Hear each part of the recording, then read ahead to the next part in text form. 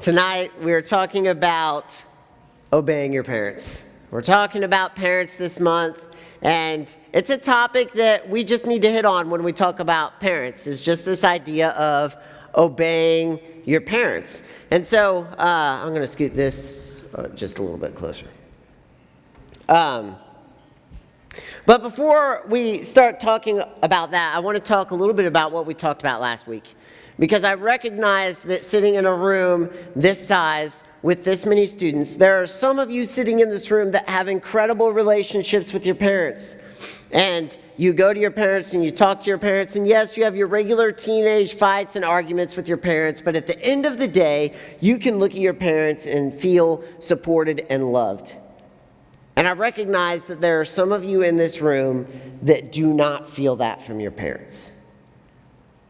I recognize that there are some of you in this room that don't have that support, that don't have that encouragement. Some of you sitting in this room, maybe your parents have walked away from you. Maybe they've walked away from you physically. Maybe they've walked away from you emotionally.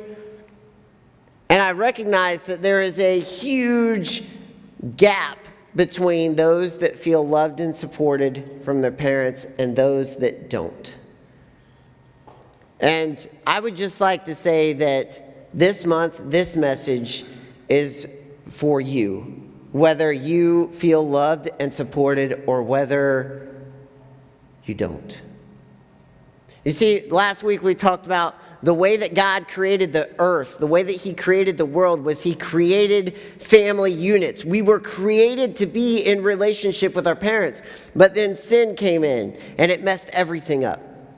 And because sin came in and messed everything up, there are some of us that have that relationship and some of us that don't. And so I encouraged you last week to do two things. One, admit that you need that relationship. Admit that you need that relationship, that whether you have it or you don't, that you recognize that it's something you were created for. And for some of you, maybe that's something you just take for granted and overlook. And for some of you, maybe that's something where there's pain there and you say, I never needed that anyway. But we cannot fix or heal from things that hurt or continue to grow in things that we are blessed with until we admit the truth. And so I want to encourage you to just admit that that's what you created for. Second thing, I encourage you to work on that relationship. If you're someone that has a great relationship with your parents, I encourage you to just have one conversation, intentional conversation every day with your parents where you just ask how their day was and you have an entire conversation with them. If you don't have that relationship with your parents, maybe your parents are absent, I encouraged you to find other trusted adults that you could begin to build a relationship with. Other trusted adults that you could go to. They're not going to take the place of your parents, and they're not going to fill that void that you may feel in your heart, but they can help you grow in wisdom and help you navigate your teenage years. And tonight we're talking about obeying our parents. Our daughter, Luna, not you, Clark. Our daughter, Luna, is 4 years old. And there she is. That's Luna. Yeah. So our daughter, Luna, is 4 years old. And you can tell in that face, like, she is just 100 miles an hour all the time. Like, she's eating peppers right there. She loves eating peppers. She is dancing in the living room. She loves dancing in the living room. So not long ago, we hear her jumping on her bed. Now, her bed she's since graduated to a big kid bed. But her bed was one of those cribs that got turned into a bed that you could make into a bed. So she's standing there, right, this tall, with her hands on the handrail, and she is just bouncing like crazy, just excited, right? And so we walk into the room and we recognize this is not very safe, right? Because A, she is going nuts because she goes 100 miles an hour at everything that she does. And two, I know I said A and two. Two, she is not the most stable child. Like, she trips and falls easily.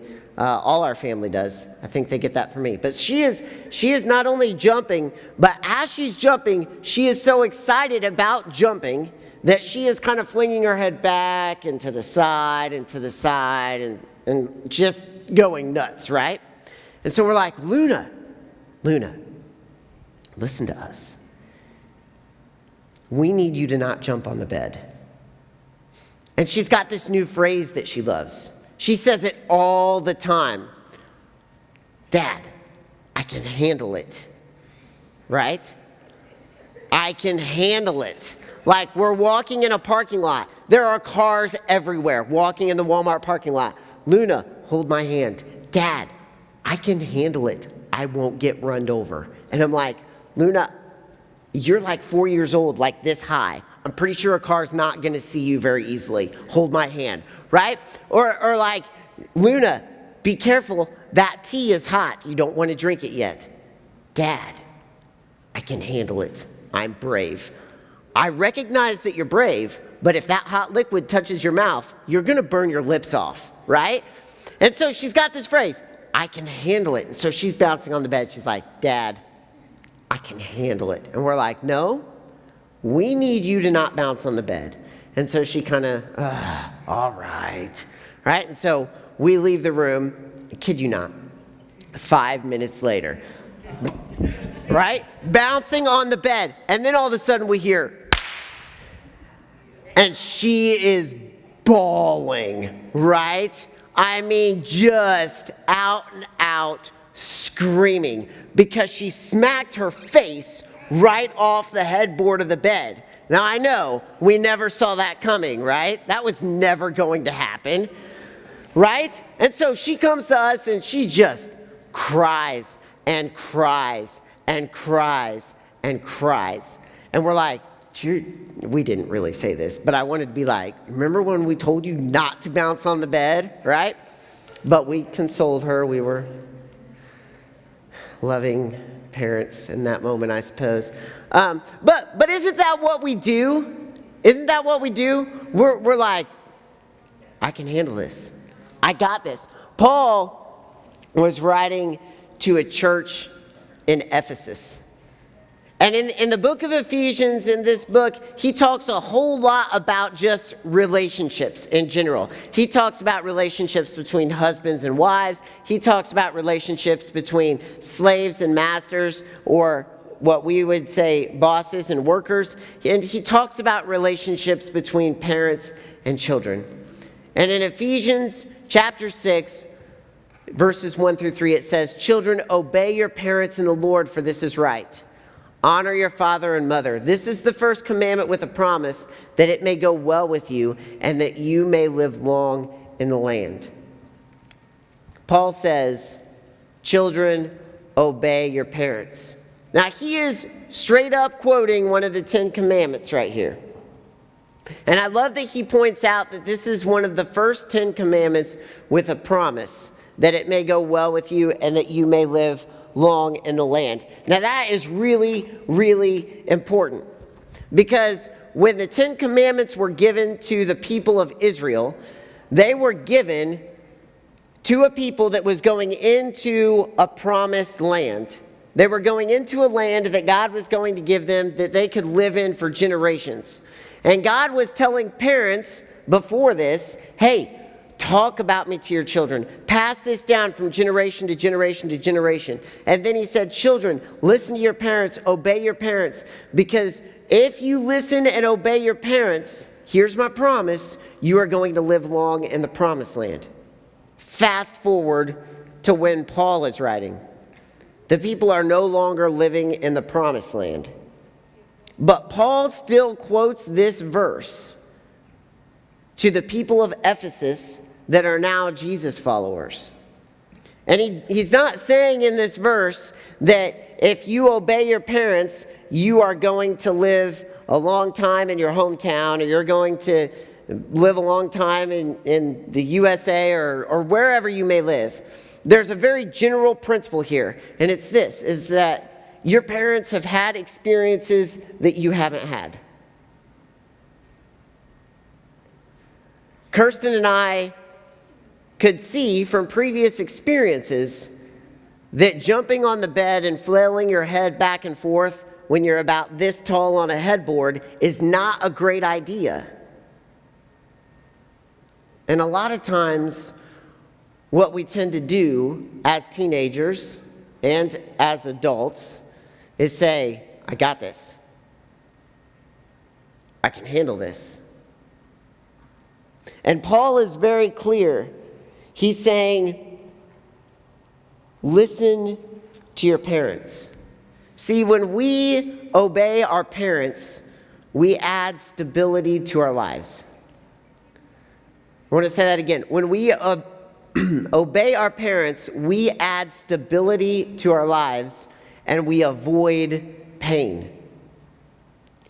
Luna could have avoided a whole lot of pain that day if she had obeyed her parents and not jumped on the bed. And oftentimes, our parents give us rules and I've just lost the word I was going to say, but rules and guidelines for our own protection. And when we can follow those rules and we can follow those guidelines, we add stability to our lives. I was in college, and when I was in college, I played intramural soccer. It was not the slightest bit serious at all, but when I was playing, a guy came in and kicked my knee, and he kicked my kneecap from the front all the way over here to the side of my kneecap, or side of my knee, right? And so I popped it back in place. I went to the doctor, did some therapy, and thought it was fixed. But I had this problem, and it's that every time I would sprint, like I'd be playing ultimate frisbee or football, every time I would sprint, my kneecap would pop out of place. And every time my kneecap would pop out, I would fall flat on my face. But then my kneecap would pop right back in. Not a big deal, right? And so it hurt the first few times, but then my kneecap just popped right back in, and I was like, all right, get back up, let's keep playing, right? And my parents, now I'm in college at this point, my parents said, CJ, you need to stop playing sports and doing things that make you run so your kneecap pops out. You need to give it rest. You need to let it heal, and you need to go see a doctor again. And I was like, I got this, right? I am totally fine. Every time it pops out, it pops right back in. It's not a big deal. It doesn't even hurt anymore when it pops out, right? So I just get back up, it pops back in, and I keep playing. Not a big deal at all. Fast forward about 6 months to a year, and it did start hurting. And I finally did go to the doctor. And they let me know that because it had popped in and out so much, that I no longer had cartilage under my kneecap. And I had to go through a major knee reconstruction surgery where they had to drill holes and put in screws and cut a bone and move it over and all kinds of crazy stuff, right? And I could have avoided that if I had just slowed down and taken some advice. Nowadays, Kirsten will tell you often she tells me things, and I know she's not my parent, but often she tells me things and I'm like, I got this, right? And then later she's like, do you remember when I told you to do that thing, right? And I'm like, yes, I remember that, right? And so if we would just learn to slow down and we would just learn to listen, we would avoid a whole lot of pain in our lives. But so often, we are the ones standing there, holding on to the headrail, jumping on the bed, going, I got this, I'm not going to get hurt. And everyone watching knows you're totally going to get hurt. But we are thinking, I got this, I'm not going to get hurt, right? I won't say it's one of my favorite movies, but one of my favorite things to quote from a movie is from the movie Ice Age Collision Course. Have you guys seen? I know it's an older movie. Have you guys seen that movie? Okay. Let me set the scene for you just a little bit. There's a bad monkey pirate, right? And then there's all the good guys. The good guys are trying to get home. The monkey pirate is trying to kill all the good guys, right? It's a very simplified plot line for you guys. And so they're trying to steal the monkey pirate's ship to get home. And Sid the Sloth has one job. Check this out. I say that to my kids all the time. I'm like, I know my berries, right? All the time, because that's the way we live our lives, if we're honest. Like someone tries to give us advice, especially if it's our parents. Our parents come to us and try to give us advice, and we're like, I know my berries, right? Like, I don't need your advice. I can live my life. I can do the things that I need to do. I can do the things that I want to do. I am in my life day in and day out, and I know how I'm living and what I'm doing. And our parents are sitting up there going, just stop, slow down. Don't jump on the bed. Don't keep popping your kneecap in and out of place. And we could avoid a whole lot of pain if we would just stop, slow down, and listen. Sid got into a little bit more pain because of this. Right? And that's often our lives, right?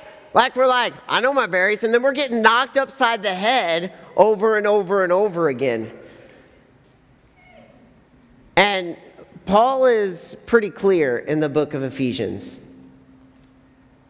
He says, children, obey your parents. Because if you obey your parents, there's a promise from God associated with that you will live long in the land. And living long in the land does not directly apply to us. But the principle of that promise applies to us today. That if we will obey our parents, we will add stability to our lives and we will avoid a lot of pain. Now, I want to be very, very, very clear. There are times you should not obey your parents. And this may not apply to very many of you in here, but I have to say it just in case. There are some parents that ask their children to do things that are obviously against what God would want for your life. There are some parents that sell their children into abusive situations. There are some parents that abuse their children. There are some parents that ask their children to do and encourage their children to do things that are illegal. This obey your parents does not apply to those situations. Now, do you look at your parents and go, I don't have to do that? No, that's just inviting more trouble. We should still be honorable and respectful. But I want to encourage you, man, especially if you are being abused in any form or fashion, come talk to me. Because Paul and God would not look at you and say, obey your parents, obey your parents. No. It's very clear biblically that is not okay. And so I don't know if that applies to any of you in here, but if it does, come talk to me tonight. I want to get you the help that you need. Some of you sitting in here, you have that relationship with your parents, and it is tense. It is rough. It is a relationship that is not the way that God designed it. And I think Paul would say to you, we still need to honor our parents. We can still avoid pain if we obey our parents. And I think Paul would also encourage you to find some other adults that can not fill the place of your parents, but give you some godly wisdom that your parents should be giving you. And this would apply to those adults, those trusted adults that you are putting into your life. When we obey our parents, we add stability to our lives and we avoid pain. And for some of you, with that relationship with your parents, it's great. This is easier, still not easy, but an easier lesson to hear. And for those of you whose relationship with your parents is rough, this is a more difficult lesson to hear. And I'm not saying to take abuse, and I'm not saying to allow them to talk down to you. I'm not saying to allow them to belittle you. What I am saying is that if we can take a step back, no matter what our relationship with our parents looks like, if we can take a step back when they give us advice and just stop for a moment and take a few deep breaths and ask ourselves, all right, if I take this advice, could I be avoiding some pain in my life? Whether I have a great relationship with my parents or not, could what they are telling me now be God encouraging me to avoid some pain? And I think if we can take a step back and we can take some deep breaths and we can ask ourselves that question, we will be able to avoid a lot of pain.